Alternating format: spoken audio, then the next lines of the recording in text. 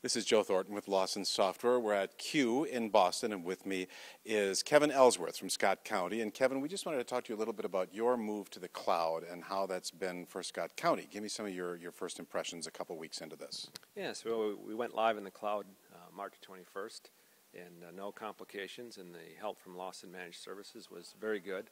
And the good point for me was nobody called me from the user side and said there's problems with the application. As a matter of fact, anecdotally, a few folks called and said it was actually faster than what he experienced before.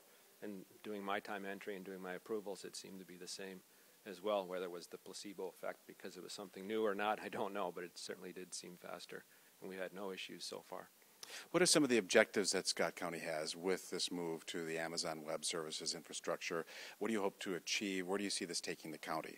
Well, certainly when we started with Lawson, we were hosted by Lawson, and that really freed up some of our staff and IT to work on more value-added projects, and so it was a natural progression to move to the cloud and actually give us some more flexibility. We added a development instance or environment within the cloud. We also added the school district, which worked out very well. They fit in our footprint, and they essentially became a product line with us, and it was a real advantage for the school district to join us in the cloud. So that was one of the biggest benefits. So for the residents of Scott County, you talk about it from kind of the technology, how it benefits the county, but what about for the constituents, the residents of Scott County?